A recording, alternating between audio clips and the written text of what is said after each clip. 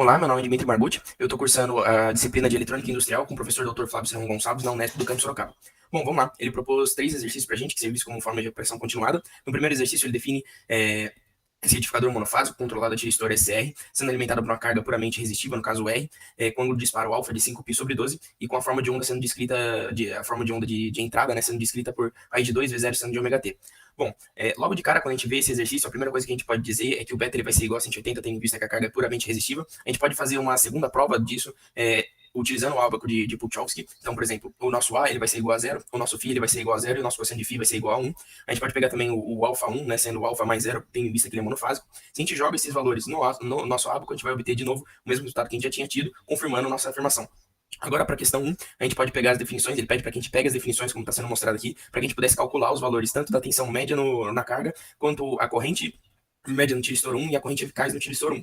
No caso, a gente só substitui os valores que a gente já tem dentro das equações de definição, né, levando em consideração todos os limites e por que a gente vai utilizar cada uma dessas coisas. Por exemplo, aqui a gente está utilizando como o período de π, né, porque ele vai, a integral que a gente vai calcular, ela vai jus só a um período, no caso ele vai até 180. Nos limites das integrais a gente coloca o nosso alfa, que a gente já tinha conseguido, e o nosso beta que a gente acabou de conseguir. A gente faz a mesma coisa para a tensão da corrente, por exemplo, no tiristor, né. Aqui a gente vai ter 1 sobre t, a integral de alfa a beta de ômega t de ômega t. Considera de novo os nossos períodos e todos os limites que a gente precisa colocar, por exemplo, aqui na integral. A diferença que a gente tem para a tensão é que aqui a gente vai considerar 2π ao invés de π, tendo em vista que ele vai conduzir, ele vai aparecer, né, a onda que a gente precisa integrar, ela vai tanto de 0 a 2π, então a gente considera esse período como período total. A gente vai obter que a corrente média no tiristor 1 é de aproximadamente 0,28 vezes 0 sobre R, e a corrente eficaz no tiristor 1 vai ser de 0,57 vezes 0 sobre R. Agora, para a parte 2, ele pede para que a gente esboce as formas de onda da corrente no tiristor 1, na tensão no tiristor 4 e a tensão na carga, considerando o intervalo de referente ao tempo de um período de uma forma de onda. No caso, era o VIN que ele tinha colocado. Para a gente poder fazer isso, primeiramente o que a gente seria aconselhado fazer é calcular o beta crítico. No caso, ele vai ser 2π sobre m, como m sendo dois pulsos, tendo em vista que ele é um retificador monofásico. A gente faz esse cálculo, vai chegar à consideração de que ele é de aproximadamente 255 graus, ou seja, ele é maior do que beta, o que indica uma condução descontínua. Na hora que a gente vai plotar, a gente pode ver essa forma de onda aqui, que logo mais para baixo eu coloquei a simulação do que a gente pode fazer no aplicativo para bater com o que a gente pode com os nossos resultados, né? Levando em consideração que ele não passou, o professor não disponibilizou o valor de R, eu assumi aqui como R sendo igual a 10 ohms, só para fazer esse teste. Na desenvolvimento do exercício foi puramente teórico.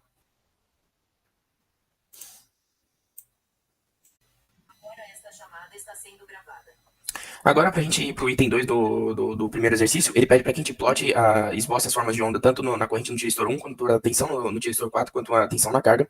Para isso, a primeira coisa que a gente pode fazer, só para ter uma certeza do que está acontecendo, seria calcular o beta crítico, no caso que ele é 2π sobre m mais alfa 1, né? No caso, o m sendo igual ao número de pulsos, como ele é um retificador monofásico, a gente vai ter 2 pulsos, o que nos leva a ter um beta crítico de igual a aproximadamente 255 graus, sendo maior do que o nosso beta que a gente tinha obtido de 180, o que indica condução descontínua. Na hora da agora a gente plotar, esboçar as nossas formas de onda, a gente vai ter aqui, no caso, a tensão da carga, que vai até a raiz de 200 a 220 volts, né, saindo de 5π sobre 12, que é o ângulo alfa, né, e indo até π, que é o que a gente tinha calculado, que é o ângulo de extinção da corrente, de 180, né? Aqui na corrente, na tensão no tiristor 4, ele vai para metade, no caso, raiz de 2, 220 sobre 2, né? E tem também a parte de acionamento do diodo. No caso da corrente, que é a parte verde, a gente vai ter o acionamento aqui no tiristor 4, que ele tem o mesmo período do tiristor 1, né? Partindo agora para o item B, aí ele pede para que a gente considere um retificador trifásico em ponte completa totalmente controlado por SR, alimentado por uma carga do tipo resistiva R igual a 100, quando o disparo de igual a π sobre 2, né? No caso, ele pede para que a gente efetue uma análise operacional do modo de condução, indicando os pontos utilizados no ábaco da solução de beta, e explicar sucintamente os intervalos de operação, utilizando o ábaco de forma de onda trifásico, além de esboçar, né, as formas de onda da corrente no tiristor 1, a tensão no tiristor 1 e a tensão na carga, no intervalo de um período na forma de onda de VIN, né, que seria aquela raiz de 2 vezes 0 seno de ômega t, indicando claramente os locais de ângulo de alfa e extinção de beta. No caso, essa aqui seria a topologia que ele sugeriu pra gente, né, que ele colocou no exercício pra gente. Primeira coisa que a gente pode fazer é calcular o nosso alfa 1, tendo em vista que ele já tinha colocado que era π sobre 2, a gente sabe que isso é 90, a gente considera mais 60, porque são 6 pulsos, nos totalizando 150, né? Isso a gente vai poder utilizar aqui para identificar qual vai ser o nosso beta. De novo, como a gente tem uma carga puramente resistiva, isso já indica que o nosso beta vai ser igual a 180 graus, mas seria mais uma prova que a gente poderia fazer aqui, né? O nosso A vai dar igual a zero, o nosso φ vai dar zero e o cosseno de φ vai dar 1.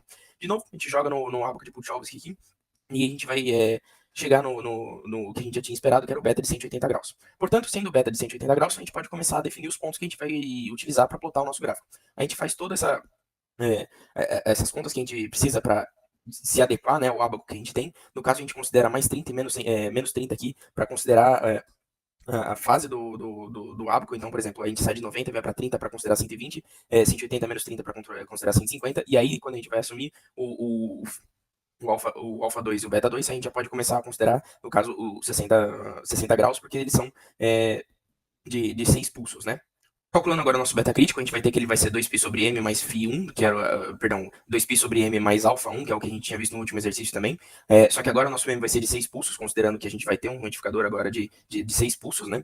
E isso vai resultar em 210 graus, sendo o beta crítico maior do que o nosso beta, com a condução descontínua. No caso, se a gente plotar os gráficos, a gente pode colocar os valores que a gente tinha colocado aqui, seguindo todas as regras e as limitações que ele tem, para a gente poder plotar tanto a corrente como sendo a linha verde que a gente tem aqui, tanto a tensão no tiristor 1, que é o azul, quanto a tensão na carga, sendo essa forma de onda de dente de serra aqui vermelha.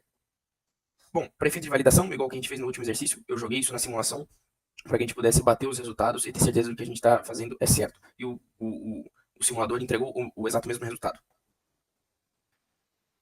Agora, para o item C, né, da nossa atividade de recuperação, ele pede para que a gente considere um retificador trifásico com ponto médio totalmente controlado SR, sendo alimentado pela carga do tipo RLE, com R igual a 10 ohms, o L igual a 60,85 milienes e o nosso E sendo 107,778 volts, com o ângulo de disparo alfa igual a π sobre 3. No caso dessa topologia que ele está se referindo, e aí a gente pode considerar, que nem os valores que ele tinha colocado aqui, traduzindo nosso alfa de radianos para graus, a gente pode começar a mexer com a nossa questão, né?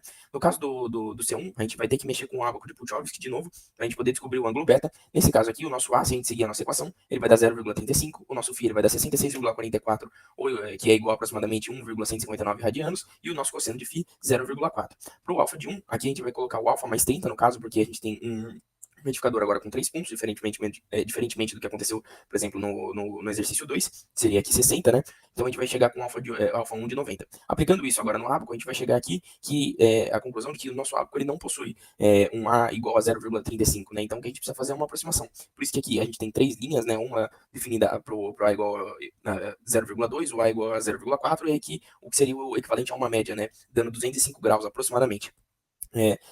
Tendo o beta, agora a gente pode calcular o nosso beta crítico para determinar qual vai ser o tipo de condução, né? No caso, o nosso beta crítico ele vai ser 2π sobre m, com m igual a mais alfa 1, com m agora sendo igual a 3, tendo em vista o número de pulsos que eu tinha comentado anteriormente, e isso vai gerar 210 graus. Sendo 210 graus, ele é maior do que o nosso beta, o que indica a condução descontínua. A gente faz de novo o mesmo processo para definir os alfas e os betas, com a diferença de que aqui a gente não precisa considerar mais e menos 30, porque agora a condução de 3 pulsos ele já está alinhado com o nosso gráfico, considerando mais 120, porque agora ele está defasado em uma fase, né? No caso, a gente vai ter o alfa 1, o beta 1, o alfa 2, o beta 2, o alfa 3 e o beta 3.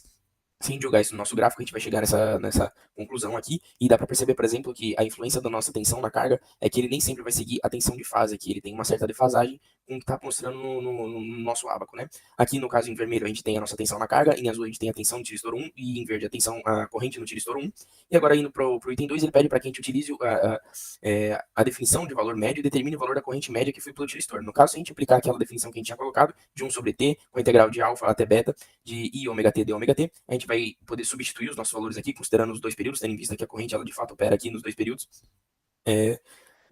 A gente substitui os limites da nossa integral conforme que a gente já tinha calculado, que a gente já tinha estabelecido, e a gente vai chegar na conclusão de que a corrente no tiristor 1 ela é de igual a aproximadamente 1,01 amperes, né? Se a gente jogar isso no nosso simulador para ter uma garantia, a gente vai perceber que existe um certo erro no aplicativo, então ele não deixa que a gente verifique, por exemplo, o valor da corrente aqui, mas a gente pode verificar a forma de onda, o que demonstra que o conceito que foi aplicado está correto.